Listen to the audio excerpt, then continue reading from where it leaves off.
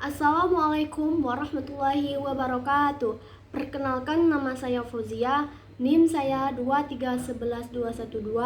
Video saya kali ini akan membuat tugas mata kuliah Psikologi Agama di mana yang diampu oleh Bapak dosen Muhammad Edi Waluyo MSI, di mana kami itu membuat 3 materi makalah kelompok sebelumnya. Nah, di sini saya memiliki 3 materi. Yang pertama itu tentang definisi psikologi agama, yang kedua itu tentang agama dan kesehatan mental, yang ketiga itu tentang konversi agama.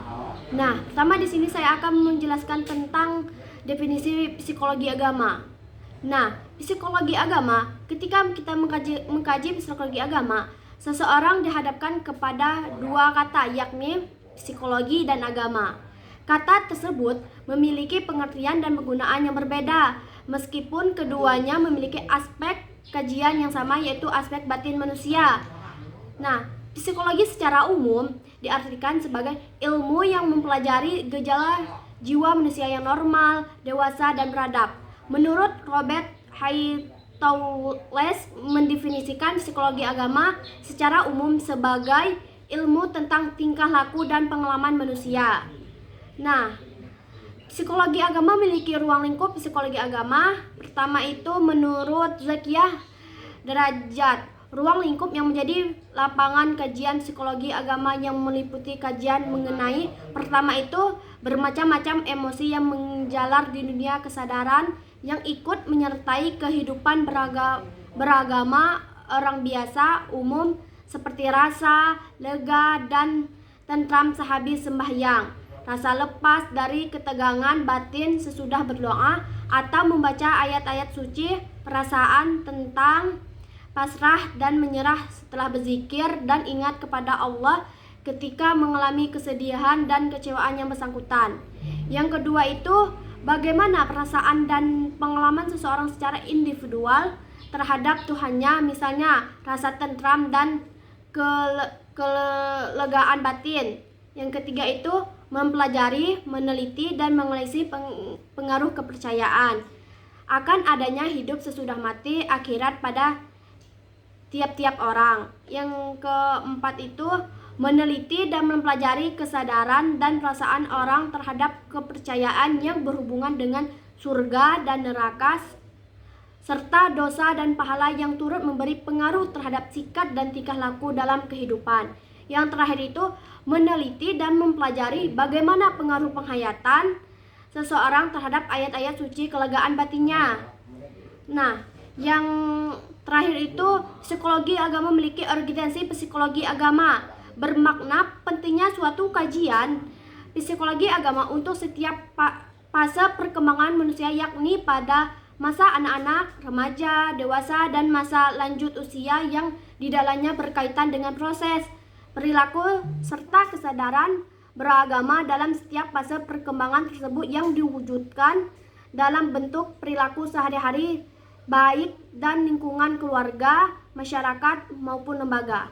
Nah, di sini hanya itu yang dapat saya jelaskan materi tentang psikologi agama. Nah, materi kedua itu tentang agama dan kesehatan mental.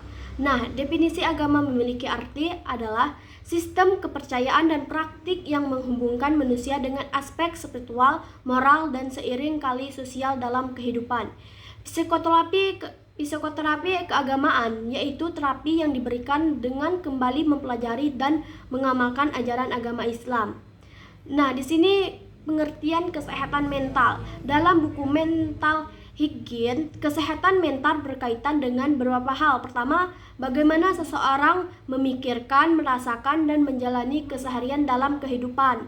Kedua, bagaimana seseorang memandang diri sendiri dari orang lain. Dan ketiga, bagaimana seseorang mengevaluasi berbagai alternatif solusi dan bagaimana mengambil keputusan terhadap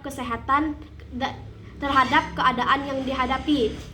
Nah, selanjutnya itu pengaruh agama terhadap kesehatan mental. Dapat disimpulkan bahwa peran agama sangat penting dalam membentuk manusia yang sehat mental, sekaligus dapat menyembuhkan mereka yang mengalami gangguan mental.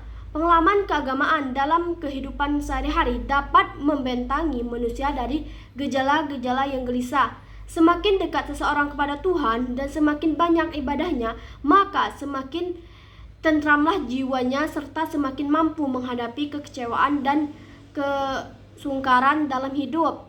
Selanjutnya itu kesehatan mental dalam perspektif Islam agama. Tampaknya memang tidak dapat dipisahkan dari kehidupan manusia. Agama sebagai terapi kesehatan mental dalam Islam sudah ditunjukkan secara jelas dalam ayat-ayat Al-Quran. Di antaranya yang membahas tentang ketenangan dan kebahagiaan adalah terdapat dalam Quran surah An-Nahl surah 16:97 ayat, yang artinya barang siapa yang mengerjakan amal soleh, baik laki-laki maupun perempuan dalam kehidupan beriman, maka sesungguhnya akan kami berikan kepadanya kehidupan yang baik dan sesungguhnya akan kami beri balasan kepada mereka dengan pahala yang lebih baik dari apa yang telah mereka kerjakan. Ditekankan dalam ayat ini bahwa laki-laki dan perempuan dalam Islam mendapat pahala yang sama dan bahwa amal soleh harus disertai iman. Peran agama Islam dapat membantu manusia dalam mengobati jiwanya dan mencegahnya dari gangguan kejiwaan serta membina kondisi kesehatan mental dengan menghayati dan mengamalkan ajaran Islam. Manusia dapat memperoleh kebahagiaan dan kesejahteraan dalam hidup baik di dunia maupun di akhirat. Nah, hanya itu yang dapat saya jelaskan dalam materi kedua. Nah, ketiga saya akan membahas materi tentang konversi agama. Konversi agama menurut etimologi berasal dari kata lain conversio yang berarti tobat, pindah, dan berubah agama.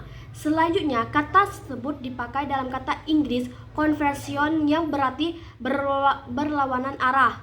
Konversi agama, religion conversion, secara umum dapat diartikan dengan berubah agama ataupun masuk agama.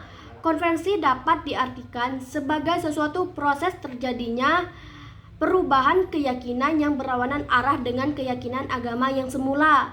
Menurut Harun Nasution, agama berasal dari kata yaitu al-din, religi, dan agama. Agama mengandung arti ikatan yang harus dipegang dan dipatuhi manusia sebagai kekuatan asal dari suatu kekuatan gaib yang tidak dapat ditangkap dengan panca indera, namun mempunyai pengaruh yang besar sekali terhadap kehidupan manusia sehari-hari. Nah, materi selanjutnya memiliki proses terjadinya konversi agama. Proses konversi agama ini dapat diumpamakan seperti proses pemugaran sebuah gedung bangunan lama dibongkar daripada tempat yang sama didirikan bangunan yang baru yang lain sama sekali dari bangunan sebelumnya. Demikian pula seseorang atau sekelompok orang yang mengalami konfirmasi agama. Segala bentuk kehidupan batinnya yang semula mempunyai pola tersendiri berdasarkan pandangan hidup yang dianutnya agama, maka setelah terjadi konfirmasi agama pada dirinya, secara spontan pola lama ditinggalkan sama sekali. Segala bentuk perasaan batin terhadap kepercayaan lama, seperti harapan, rasa bahagia, keselamatan, dan kemantapan berubah menjadi berlawanan arah. Nah, materi selanjutnya memiliki faktor-faktor yang menyebabkan terjadi konversi agama. Pertama itu misalnya konversi agama disebabkan faktor yang cenderung didominasi oleh lapangan ilmu yang mereka tekuni. Di antaranya memiliki beberapa faktor. Yang pertama itu, para ahli agama menyatakan bahwa yang menjadi faktor pendorong terjadinya konversi agama adalah petunjuk ilahi. Yang kedua itu, para ahli sosiologi berpendapat bahwa yang menyebabkan terjadinya konfirmasi agama adalah pengaruh sosial. Dan terakhir itu, para ahli psikologi berpendapat bahwa pendorong terjadinya konfirmasi agama adalah faktor psikologis yang ditimbulkan oleh faktor intern maupun ekstrim. Nah, hanya itu yang dapat saya jelaskan dalam 3 materi tersebut. Maaf jika ada kata salah. Saya akhiri. Wassalamualaikum warahmatullahi wabarakatuh.